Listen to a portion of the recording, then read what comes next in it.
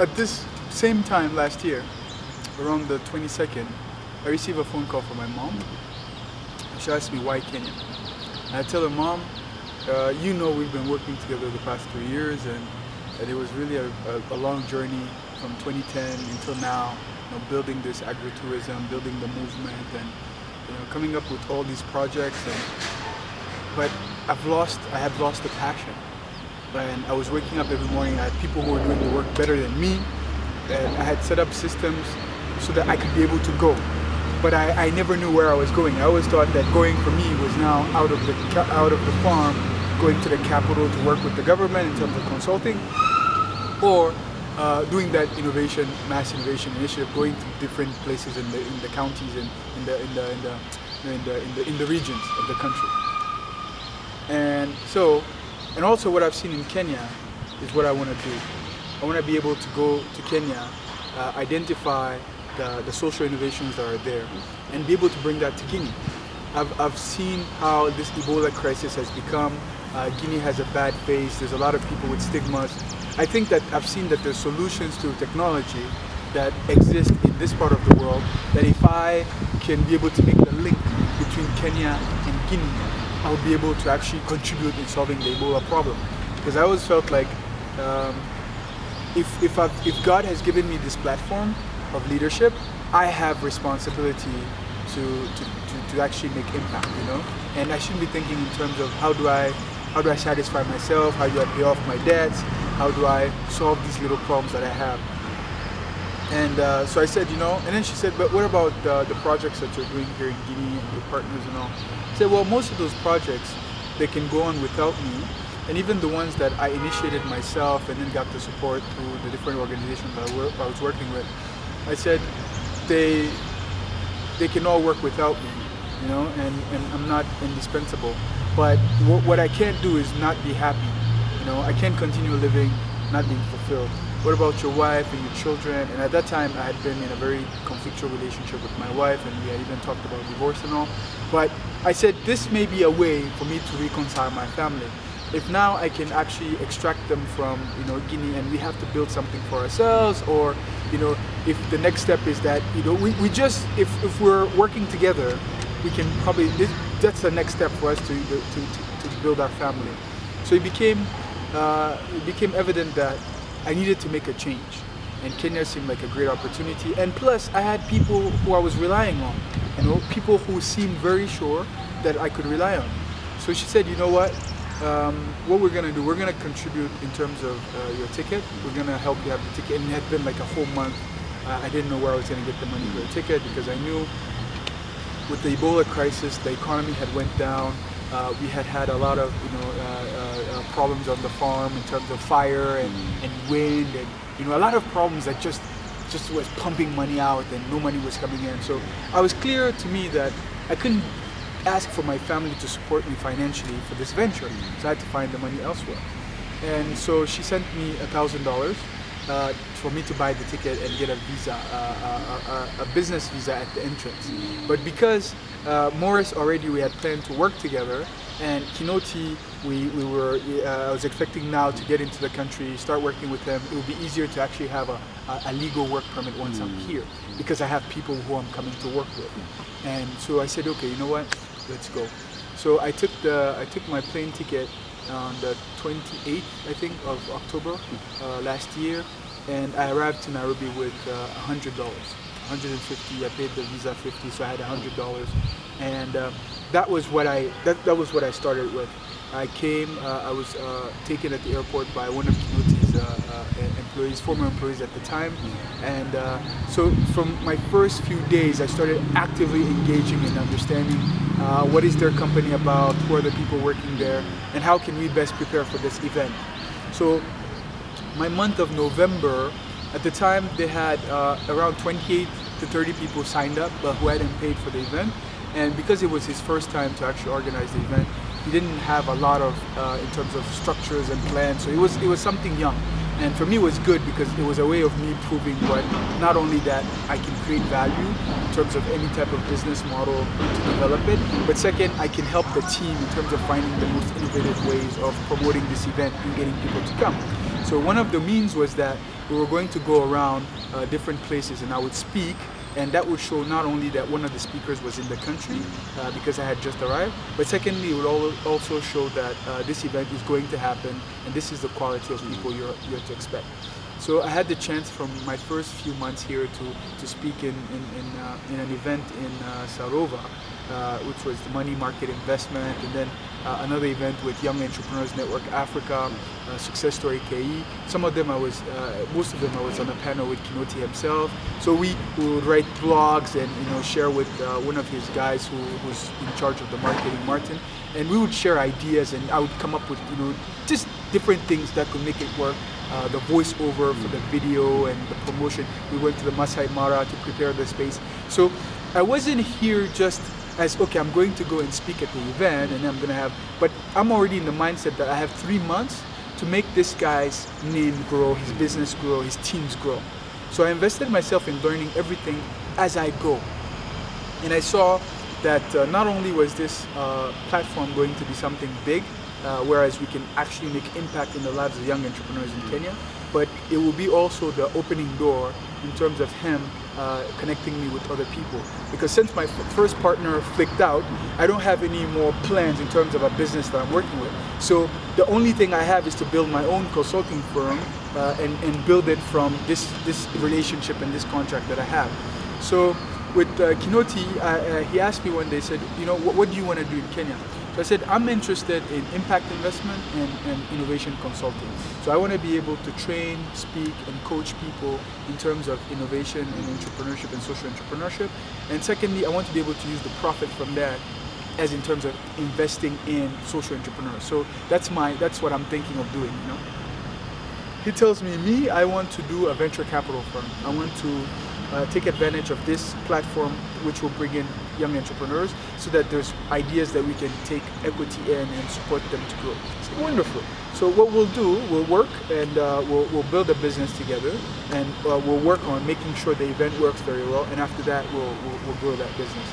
So I came up with it was first called KNC Innovative Ventures. So Kinoti and Cissoko Innovative Ventures, which the business model was that we would offer training and consulting services for entrepreneurs and business owners in terms of improving themselves, creating a culture of innovation in their companies. And secondly, with the revenue from that, we can invest in companies. We can put $1,000, $5,000 in small companies, because that can help. That little group of, there's a big group of entrepreneurs who don't need $100,000 in investing. Some need just $500, $1,000 and more support for them to grow, mentorship. So we said, that's a very good group. That's the group he's targeting. We can work with them. So once again, just like I did with Morris, I put my heart and my thoughts in building this model. And for the first month, one of the things now that made me start realizing that there are entrepreneurs who may offer you an opportunity. It seems like an opportunity, but it's because you're desperate. It's because you don't have anything else to hang on to. But at the end of the day, it's not really an opportunity, because it favors them more than it favors you. So when I would ask this partner, and I would say, okay, I want to be able to speak to companies like Safaricom. I want to be able to train companies that I want to be in the speaking industry. I want you to present me to some people. And he would respond to me that, no, focus on the event. Right now, this is Kenya. If you speak too much, then people wouldn't want to hear you speak by the event. Focus on Kenya, focus on the event, and after the event, once we've worked on it, you can ride on my name. And I started asking myself, is that why I'm here? Am I here to ride on his name? Am I here just for this event? I'm looking for other opportunities to actually make impact in the lives of people. It's true, this event is a great opportunity, so I'm going to take 100% advantage of it, work with the organizers of the event to make it a very big success. But at the end of the day, I'm here for more. But for them, it was, you are proof that this event will work. And you are a very good asset, and that's something I've heard a lot in terms of people calling people, you're an asset, Oh, Amadou, Chico is a very good asset, he can help with this, he can help with that. But what about what Amadou wants to become? what about the fact that he's a stranger in this country, and as much as he thinks he knows, he doesn't know how to navigate around here. It's you who knows, or who knows who should be, you know, guiding him. But for me, I'm a global citizen. I'm in Kenya. I'm an adult. I should be able to find my way. So by the end of the month of November already, I had understood that most of my work with Kinoti would be based on the event, and that after the event, I had to start thinking in terms of, you know, what I'll be doing, because this Kinoti and Cissoko ventures probably won't work. And exactly as I thought it, that's what happened. Other people were involved in the project, and I was supposed to get in touch with the lawyer. I'd call the lawyer, he wouldn't respond. He was connecting with the lawyer, and then they end up saying that, you know, that name would not be able, we can't register that name because I'm not a Kenyan. And so every day there was something new to discredit this business model. But the new business model we came up with, which was going to be a joint venture between three different guys who were on the table, that venture ended up being done without me. So for me, it was a relief, because I was like, thank God, I don't have to be part of this in any way anymore. But at the other end, I was also like, so imagine if I had continued putting my heart on this project, this is where I would end up. So that was the second time that a Kenyan entrepreneur had promised me that we would work together in building something which wore their name. The first was Mbetsa Innovations, the second was Kinoti Entrepreneurship Bootcamp. So that was two examples from two high-achieving young people who have a brand that should be a brand of building other young people, who, with another young person who's also a brand in terms of building young people, they take advantage of it. But I don't like being a victim, you know? For me, every single experience is a learning path. I'm not the only one who's been screwed in business. You know, I'm not the only one who's dealt with people who have a big name, but then, you know, don't do what they say they do. Many people go through it. There's people even who suffered from them worse than I have. You know, so I said, you know, you got to pick yourself up. But one of the advantages was that the event was very successful from the point of view of the speakers, because every single speaker who was there delivered.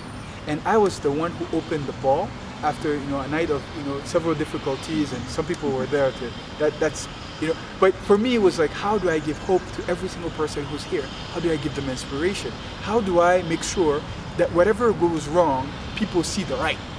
And God gave me the grace and the words and the wisdom to make that a reality, you know? Same thing at the event, I had a closer relationship with Tony Ndungu. So Tony Ndungu was working on his Kitabu application at the time, but he was still working at Nation, and Nation was a sponsor of the event.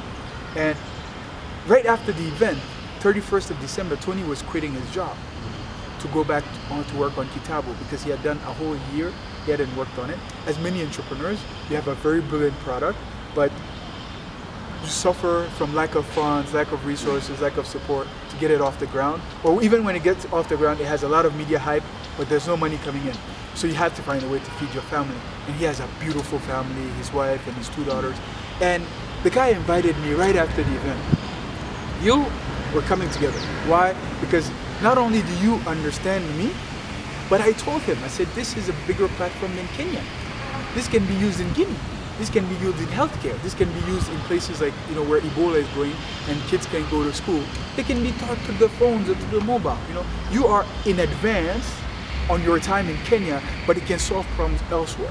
So, you know, we just connected. And I went to his house right after the event, and we started working on, you know, how to improve the business model, what Kitabu should look like, and also just the motivation, the belief that yes, you can do this. You know, even if it's been difficult, you can do this because you're a genius, and this is a birth child, and this is something which is going to help millions and millions of people. And that's what I'm here for.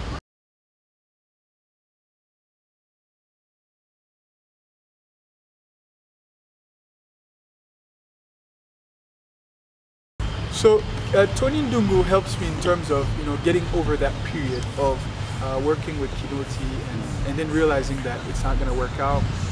By the end of December, early January, I was asked by him that, you know, if I'm looking for an apartment, that by the 15th I should actually, you know, find a place, because he's bringing his daughter back. And I'd also seen that there was a lot of, you know, there was a lot of places he would go and he wouldn't even invite me to come with him. But it wasn't for me as in terms of, oh, I want to go out, I want to go see. But it's a sign that this is not a long-term relationship. Because you're going on your own, you're making connections and you're bringing those connections to his table, finding sponsors for his event, making connections to connect him with the people that you know through your reality network and other things. But on his end, it's about his brand. And you are an asset in building his brand. Just like you were an asset in building the brand of Mbetsa while you were in the US, because that's the same thing you did. You connected him with people, you would bring him to meet him with potential investors for the project. You would send emails in your name with his company so that his company can get a contract. You would be creating connections for them. So I said, you know what? I don't know how to be selfish, because I've always tried to work in terms of building things for other people and helping other people grow. But maybe it's time I start thinking of myself, Maybe it's time that I start focusing on what can I do for myself that can be of value to other people and even help them improve. So Tony told me, he said, Chico, you're an innovator, and not just in terms of creating things, but you have an innovative mindset, you see things in a different way. So this is of value to a lot of people. There's a lot of people, inventors, innovators who have difficulty getting the products to the market because not only don't they understand the business model of it, but there's very few people who believe in them. So you have that ability to inspire, to mentor, and to really invest your time in improving people and their products. So you should actually go forward with this idea of consulting firm that you want to do. And one of the days that I was at Tony's house, he and his wife were in Dadaab for a pilot with Kitabu. I had a revelation. I had a revelation that my work, if I want to impact 1 billion people, if I want to make massive impact, all these mass innovation things that I want to do, I need to focus on women. I need to focus on training women, high achieving women in terms of innovation and creativity and entrepreneurship. How can they be the drivers of innovation in their companies? How can they become the drivers of innovation in their communities? So I came up with this Women's Growth Initiative. And I came up with it around January. So by mid-January I had to find a new place to stay. And I was introduced to a young lady called Nivi, and who offered me a place to stay that I needed to pay for. From arrival of October to January, February, that was the journey. It came to a point where I came up with the Women's Growth Initiative, and I had to find a way to promote that as well in terms of creating trainings for women entrepreneurs, and also how do I sustain myself? How do I eat? How do I pay for my rent and things like that? So I went into a very down period at that time. It became very difficult. I spent a whole 3 days without having anything to eat, and finding myself walking on Riara Road, just to calm my hunger, to the point where I entered a restaurant one day, just with faith, and said, by the time I finish eating this meal, God, you have to provide. And funnily, one of the friends that I had sent a message to tell them to help me out, send me 1,000 Kenyan shillings to pay for food. It was the longest meal I ever had in my life, but it showed that I was here with faith and I needed to keep moving forward. So yeah, it's been, Kenya is a very beautiful place, but I think the culture that the people have in terms of I need to succeed in any way possible and I can step or use or exploit anyone is what is holding a lot of Kenyans from being at their top potential. If there were more sharing, if people were more honest in terms of sharing opportunities and being straightforward, there'll be more Kenyans who would succeed. Because when you work hard, God pays you off. But if you work hard and you're working in the wrong direction, because most of the people who are guiding you or helping you are putting you in a direction which is theirs and not yours, it's going to be hard for you to succeed. It's going to take you a lot of time for you to get it. But I believe a child who has passion for soccer and his parents put him in a soccer school young will have more potential to succeed than a child who has passion for soccer and his parents keep him in school and say, no, you can't play sports after school, saying that no, his best way of succeeding is to a school, and he has to play soccer when he hides. You see, he's going to play soccer while he's hiding. He's probably going to succeed as well because perseverance is going to be there, but he would have more success if his parents actually believed in him. So my thought is that if Kenyans could actually believe more in other Kenyans, if Kenyans could actually share more with other Kenyans and other people in Africa, if people could have a culture, the same culture you have of entrepreneurship and innovation, if you have the culture of empathy and of sharing and of compassion and of support and of honesty, I'm telling you this country would be, before 2030, you would make the vision a reality. So I believe maybe that's one of the reasons I'm here also. It's a challenge that's Chico. because a lot of people would be afraid to share their personal stories like this because this is a lot of vulnerability. But for me, it's like, that's what I'm born for, you know? Everyone has a purpose. Maybe mine is that I get beaten up by someone, and that beaten up gets me to train so I can beat up another bully that won't beat up someone. Maybe. Maybe my thing is, I get beaten up by someone, it makes me so strong that, you know, I identify those who beat up, and I know their patterns, and I find a way to build those who don't beat up so that they can overcome those who beat up. So it's always, how do I overcome and grow and share that knowledge with people from my painful experiences.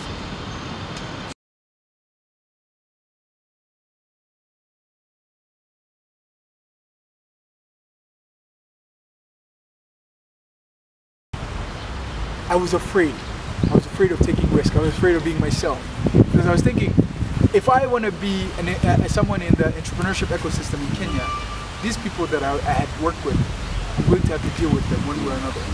And Kenya is such a competitive space that your competitors, the first thing they do, not to improve themselves and their product, is to tear you down.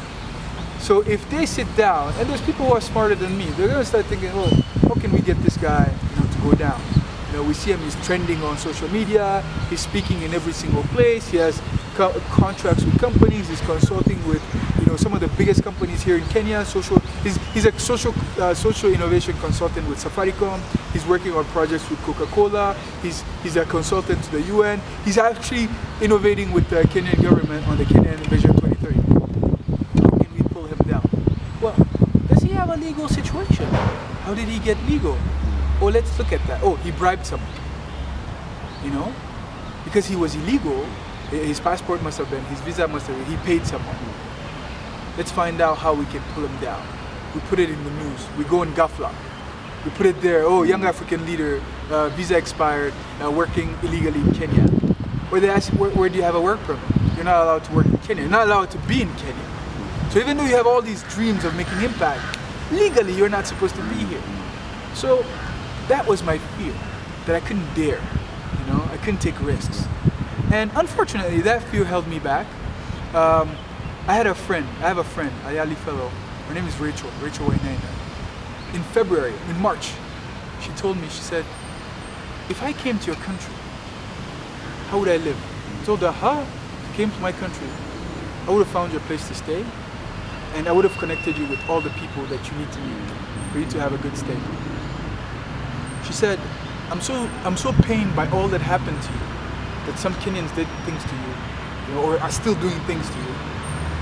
I want you to come live with me. I want you to come and stay at my place so that you don't have to worry about paying rent and paying food. And if I have bread and you have sugar, we'll share. And I went home, I said, I'm going to think about it.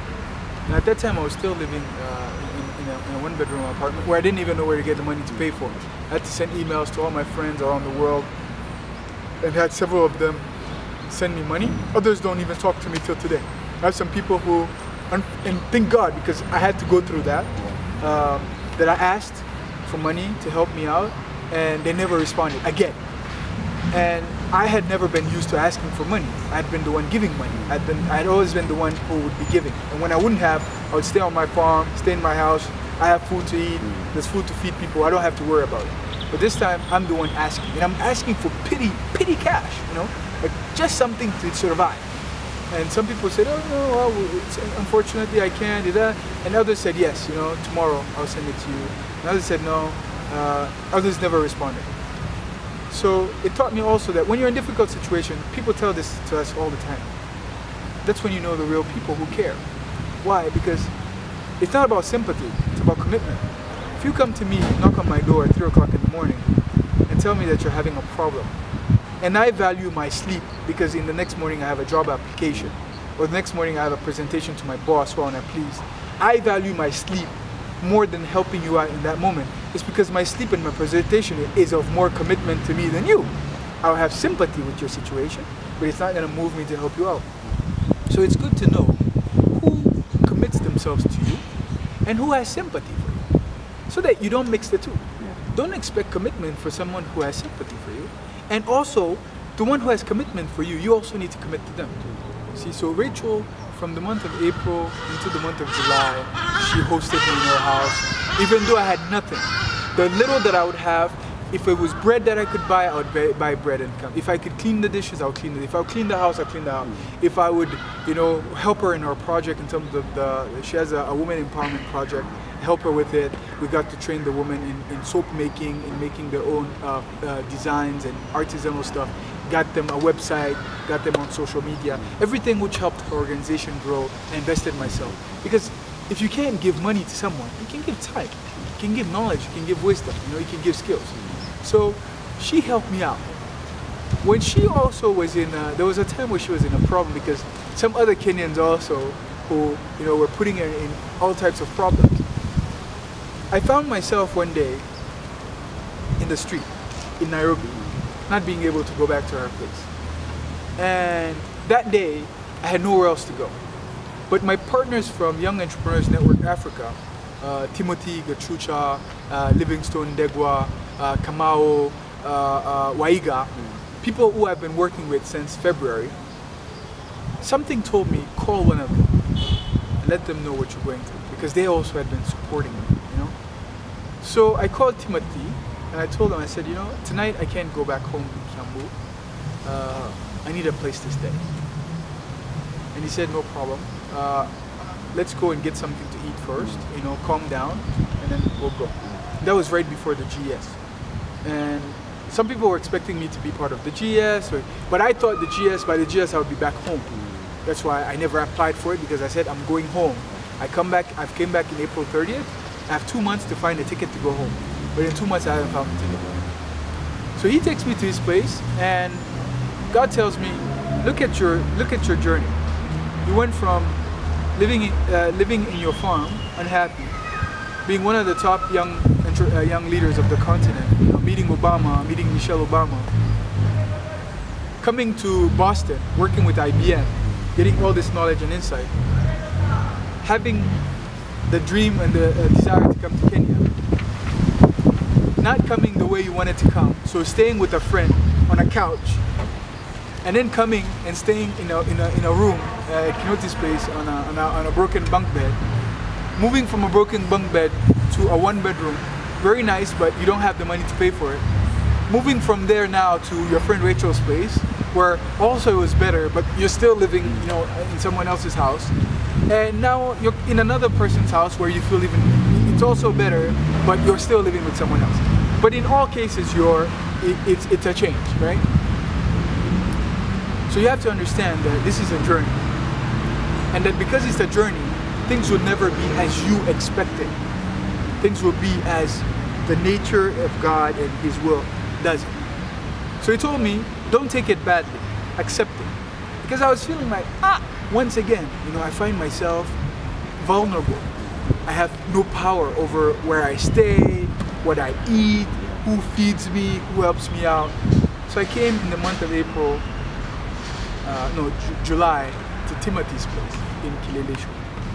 And staying there with him, it was also an opportunity to be more with him as well. Because he was one of the youngest people who I was working with, but with enormous potential.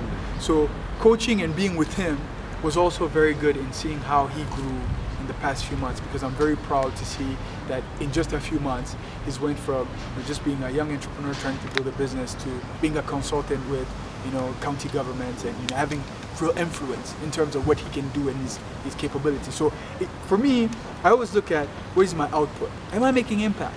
And I look at the people I spend time with. If I spend a week with you, in a week I have to see for myself that your work has improved because your way of thinking has changed. So we're going to realign your way of thinking to what is best for you, and also you're going to dare to take more risks. So seeing that, I said, oh, maybe I was here for one, this is one other reason. I was closer to town. I'd been living in Kiambu for how many months? April, May, June, July, 4 months.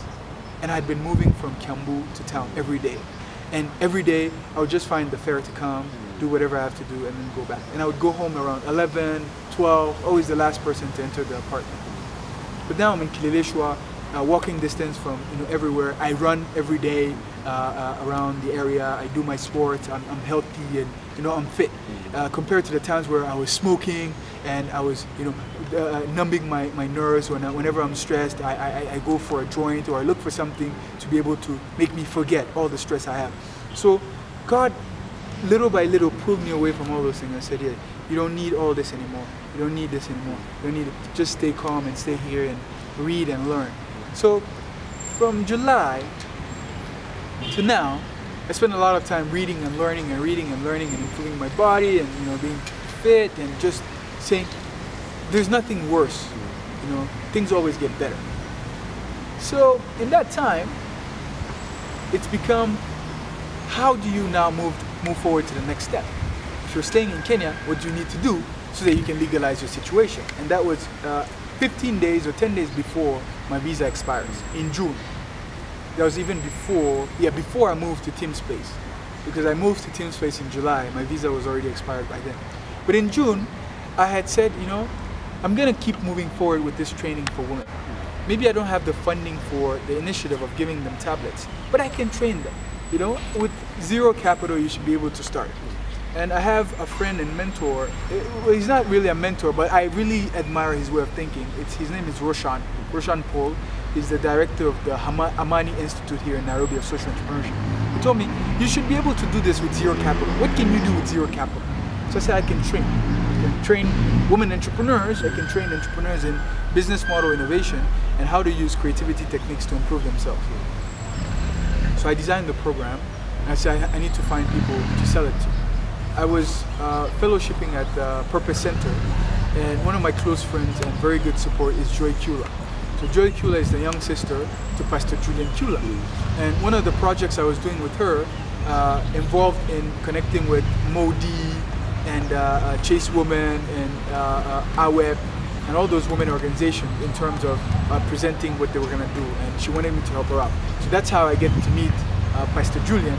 And I understand that he's involved with Joyous Women, and all these, and he's in technology, mobile technology. And what I want to do is mobile technology, but for empowering women. So I thought, you know, this is another divine connection. So I do my best to arrange a meeting with him, and we meet in mid-June, and I tell him about my journey, and I ask him for help.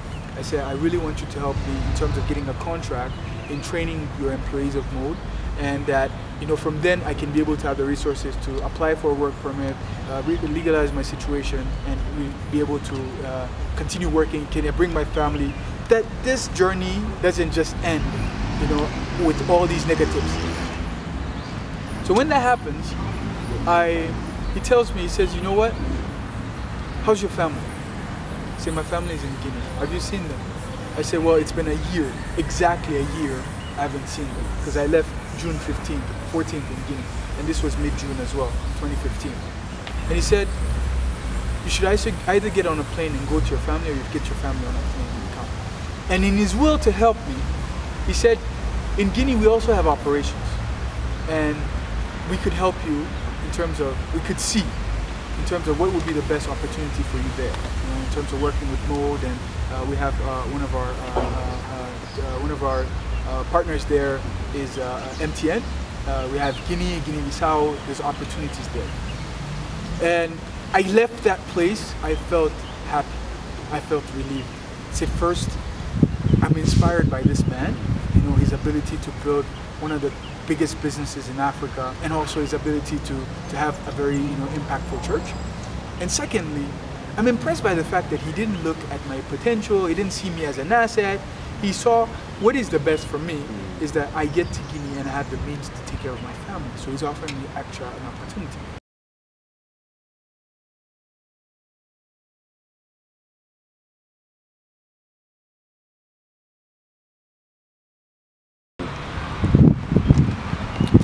So I got out of that meeting very happy, because I felt that finally I have the breakthrough.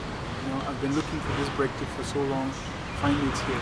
But unfortunately, that also didn't yield into something concrete, because the position that they had in Guinea was more for a technical person, so that didn't actually work out.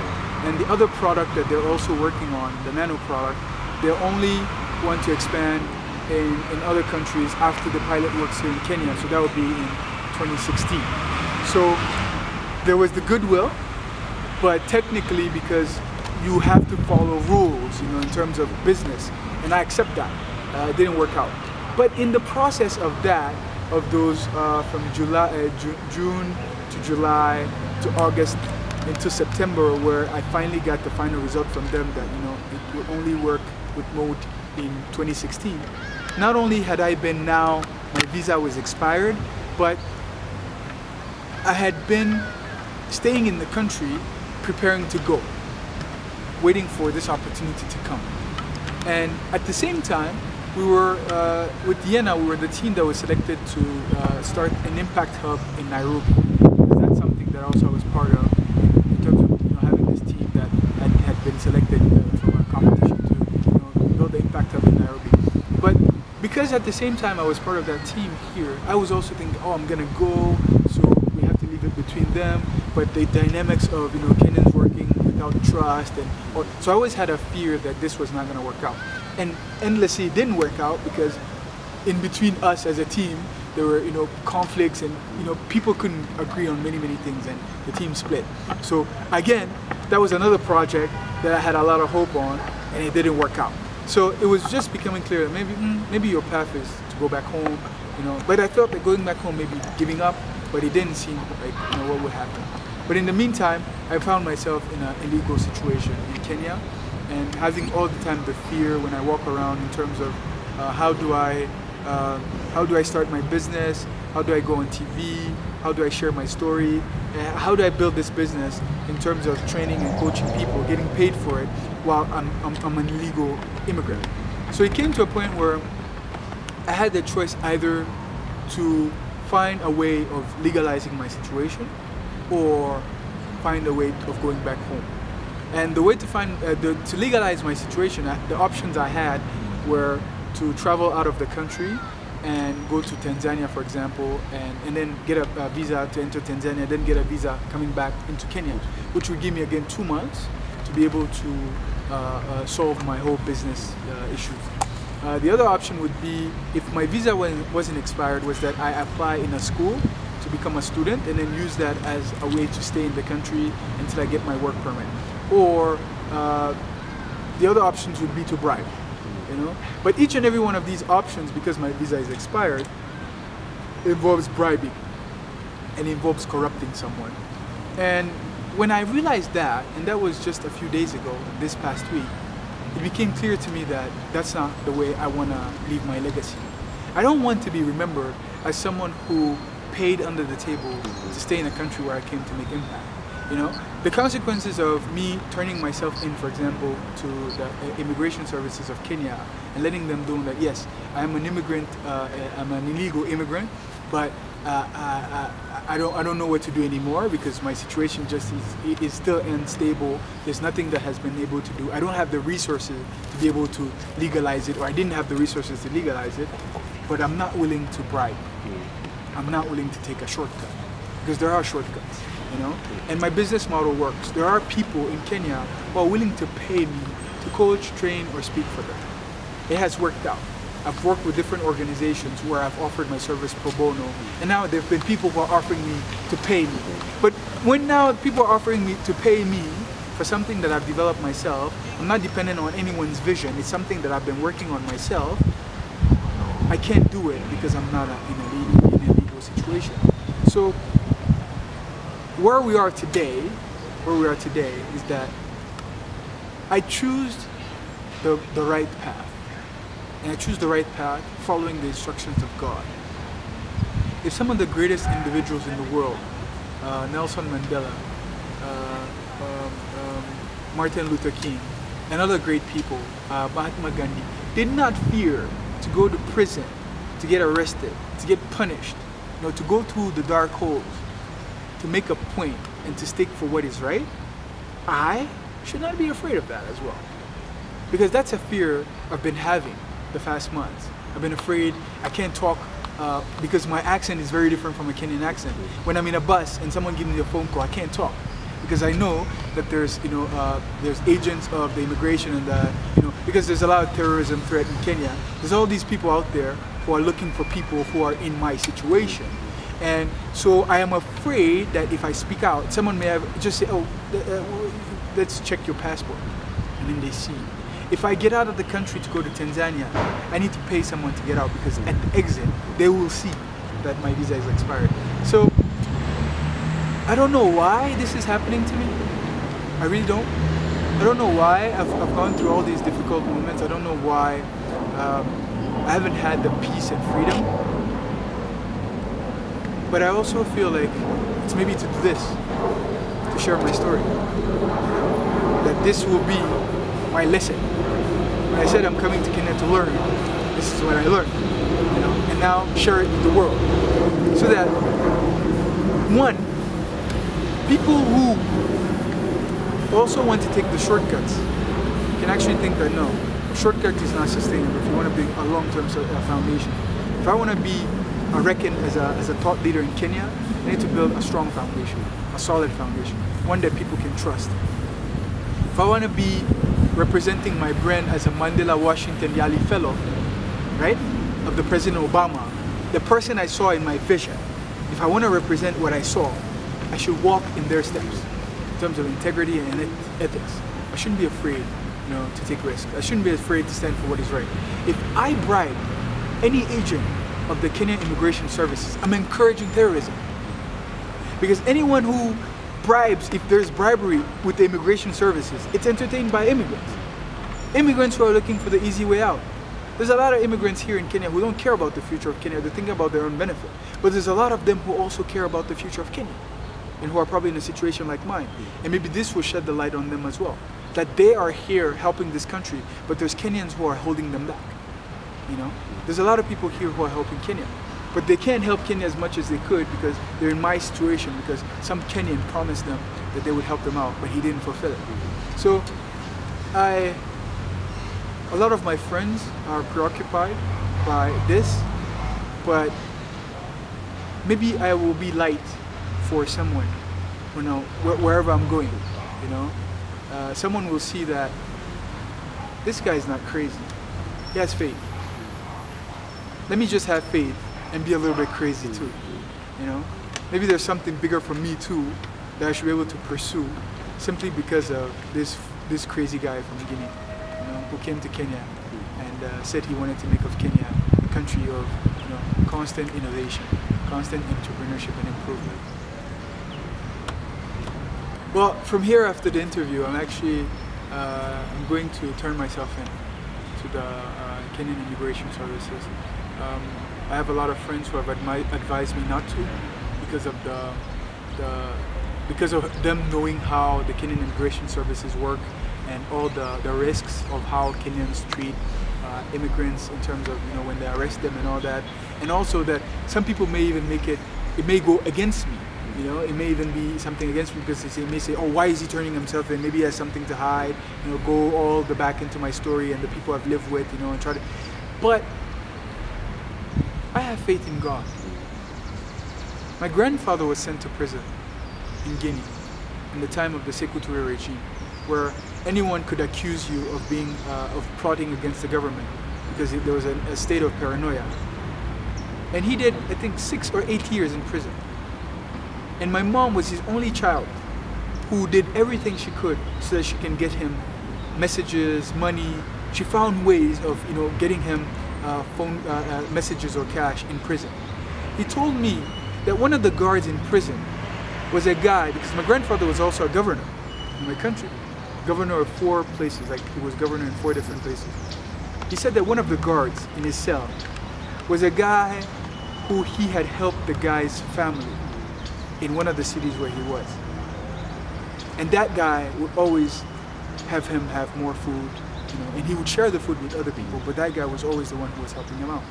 When my grandfather came out, he said he never held any grudges against the president because someone accused him of wanting to be president as well, or wanting to pursue whatever they accused him of. So,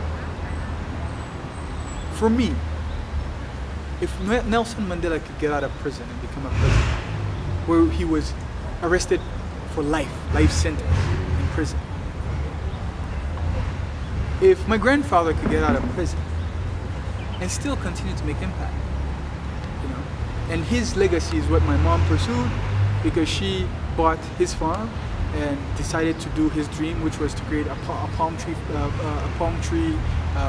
plantation and make palm. And I built my mom's dream in terms of her wanting the farm to actually make impact in other farmers, and for it to be, you know, very, like, just to not just be a farm, but to be a place where people can learn, and I've built a school on the farm and a hotel on the farm. My children will build my legacy as well. My 3 daughters, Sire, Masi, and Kadia, I want them to remember this, that even though their father had a criminal record, even though their father may have been deported, he stood for what was right. He had a vision, he had a dream, he pursued it. And I'm going home, you know? I'll take what I learned here, I'm going to connect these countries. You never know. Maybe, and a lot of people also have told me this, because here we are at PLF, right? We're at we're in Riata Road, PLF, we just finished a session, and our session today was what? You know? Boldness, audacity, following God's orders, and this is the group of power and authority. And this place has been very significant for me in terms of having revelations, right? So many people told me here, we're gonna see you next week. Even if you turn yourself in today, we're gonna see you next week. Some people still now are working to be able to find a solution, you know? Because they feel as if my time here isn't finished. But for me, it's in the hands of God.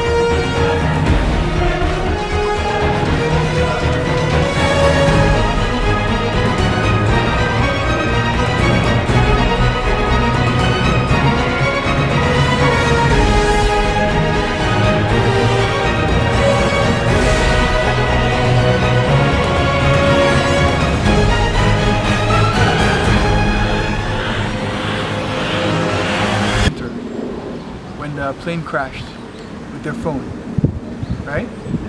What made them film it?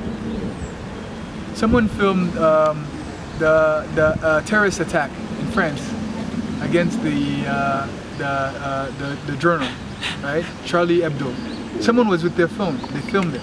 Why?